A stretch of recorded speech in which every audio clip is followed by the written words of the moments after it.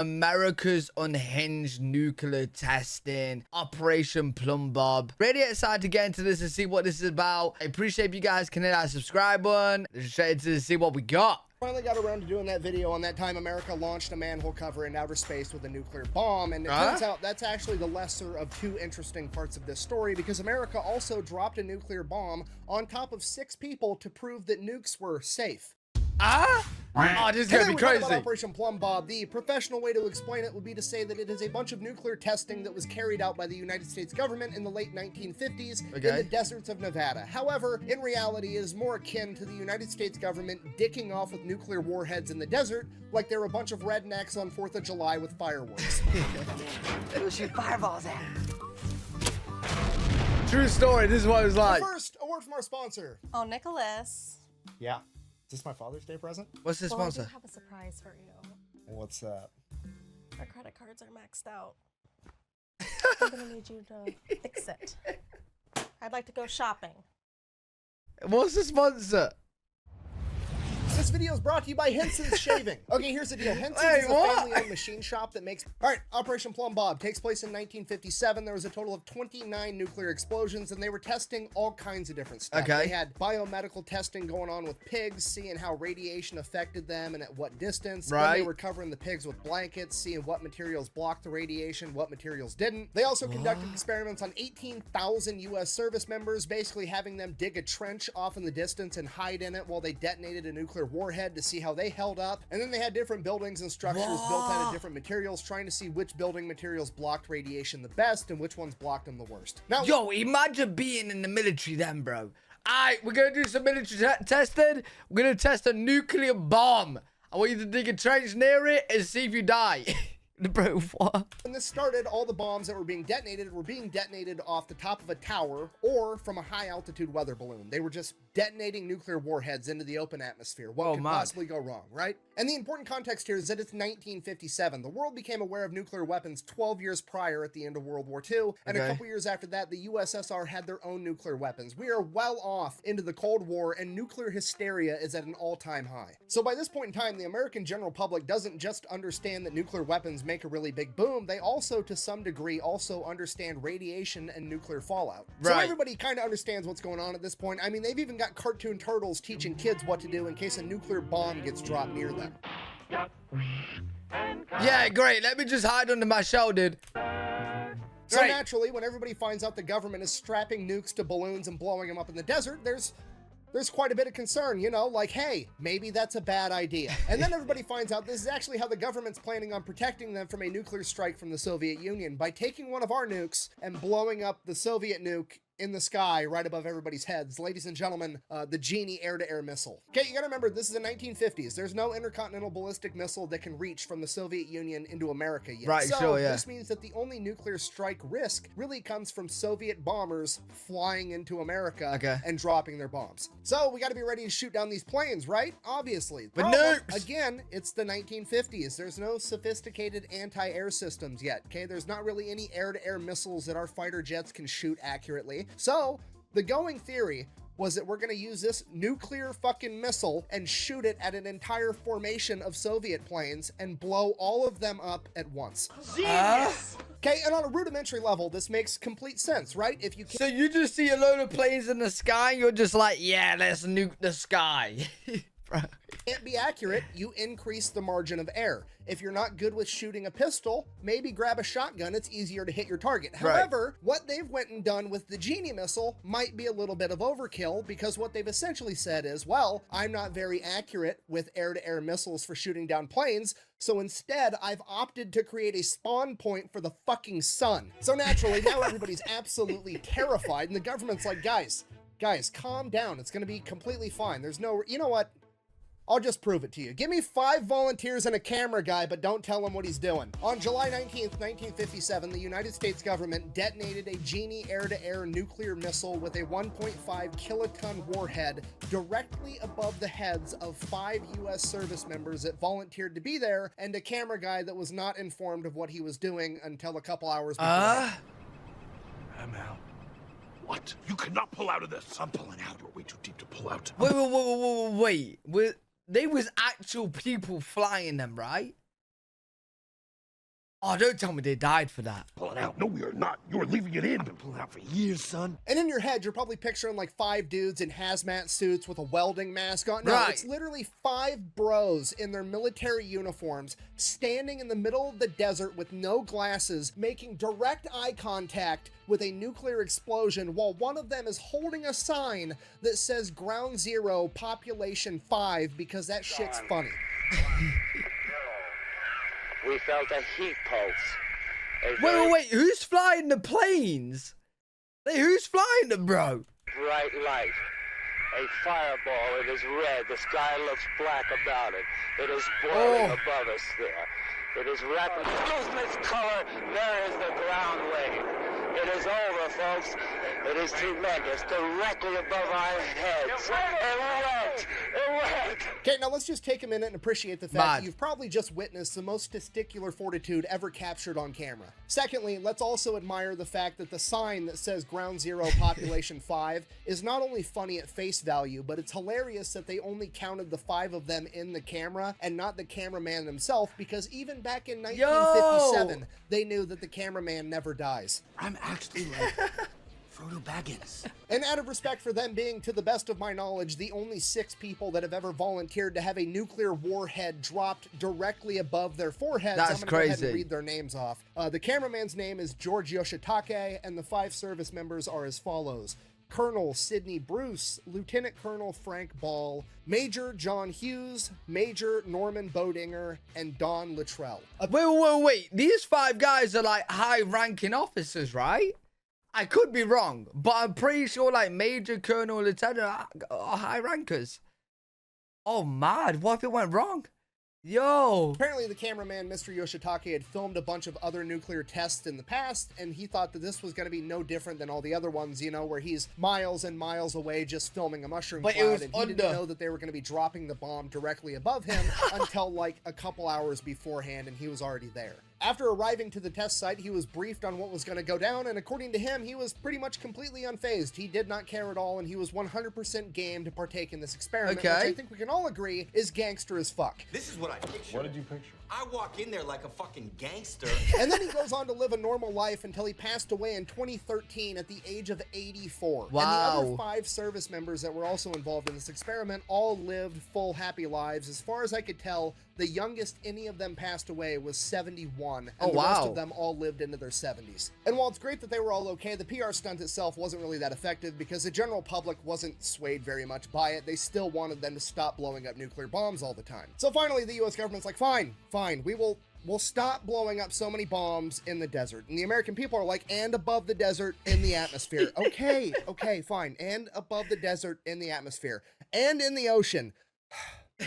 Fine. We won't detonate nuclear bombs in the ocean either. And that is the story of how nuclear testing finally came to an end. No, I'm just kidding. The government then decided to opt for the loophole, and they were gonna bore a 500-foot deep hole in the middle of the desert so that they could blow up a nuke underground, because nobody would be mad, because people were only mad about on the surface, in the atmosphere, in the ocean. Surely, blowing one up underground wouldn't be that big of a deal, right? I mean, what could go wrong?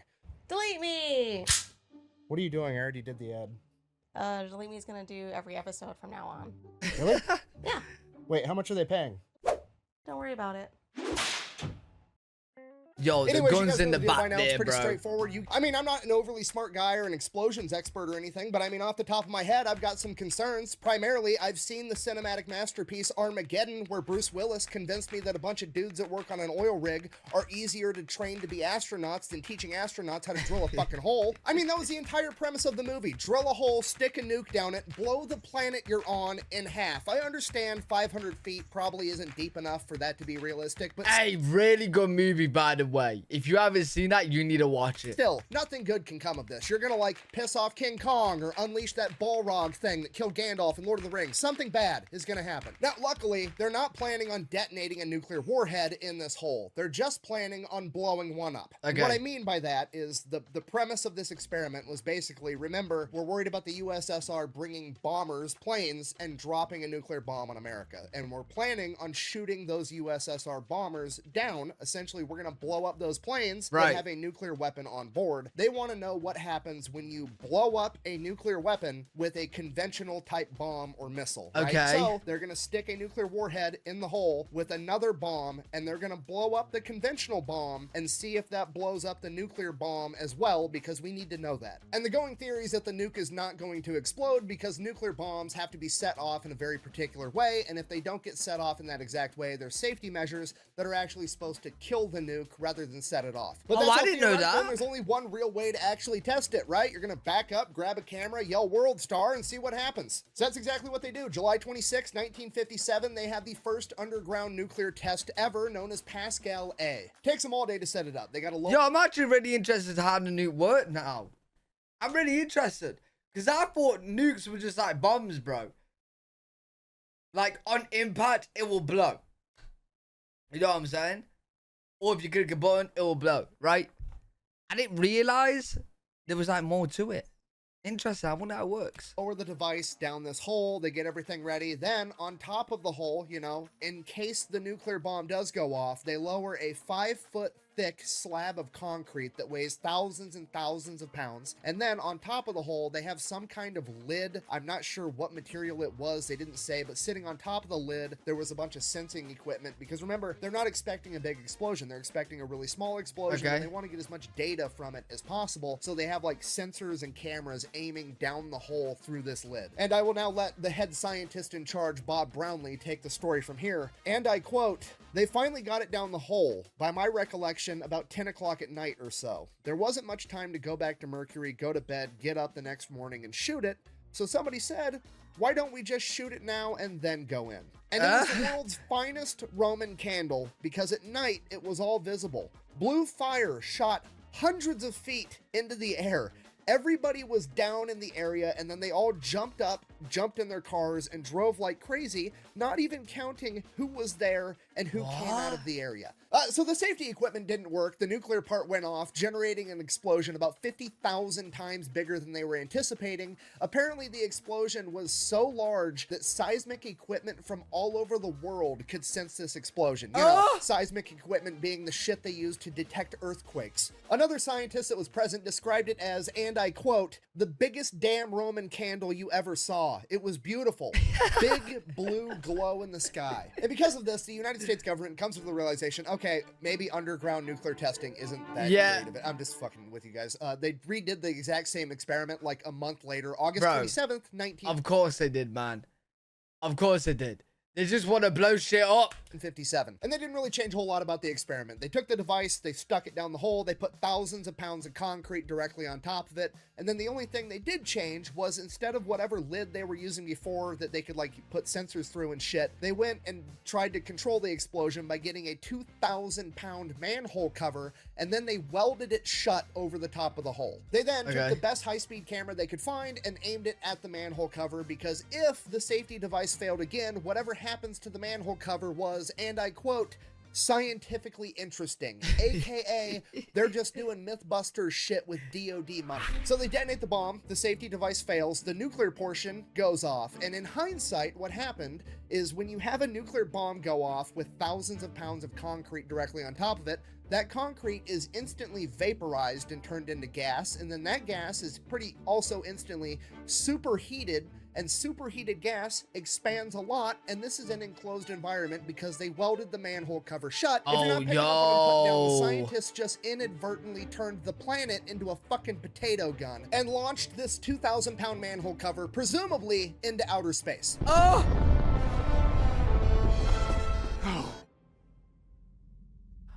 Yo. So their testing is just... Bro, I can literally see that flying into space right now, bro. All the scientists, being pros, start asking the question that everybody wants the answer to. How fast do you think that manhole cover was going? So they go to the high-speed camera. Okay, this camera is taking 1 frame per 1,000th of a second. Okay, it's a lot of fucking pictures. The manhole cover appears in one singular frame And that is it. So because it was only captured by a single frame and not multiple frames, they can't calculate how far it was traveling over a period of time. So all they can calculate is the minimum speed that it would have to be going to only be captured by a single frame in the span of the camera shot. And the calculation they came up with was that manhole cover was moving at least 150,000 miles an hour. That is Mach 195. It is... Wait, that is the fastest thing ever moved from our planet, right? That is the fastest. Yo, do you reckon it's still traveling at that speed in space now? Oh, that's definitely hit an alien on the head. Yo, that's knocked an alien out, mate. 195 times faster than the speed of sound. And the best part about all this is that this happened prior to Sputnik 1, meaning that if this manhole cover made it into outer space, it was the first man-made object to ever make it into outer space. It didn't make it into outer space. It would have burnt up in the atmosphere just like meteorites do. Oh shit, you're right. I completely forgot that every single meteorite that's ever come into the Earth's atmosphere is burnt up completely and never actually makes it to the ground. I'll be right back. I've got to go tell all the dinosaurs to stand up and quit being babies, because clearly they're exaggerating.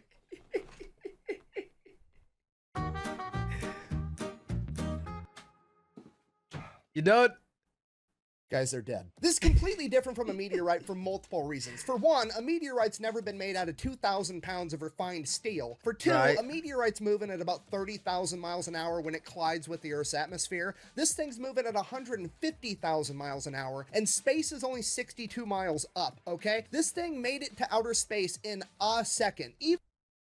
Wait, what? Wait. Wait, I think I'm confused. With the Earth's atmosphere, this thing's moving at 150,000 miles an hour, and space is only 62 miles up.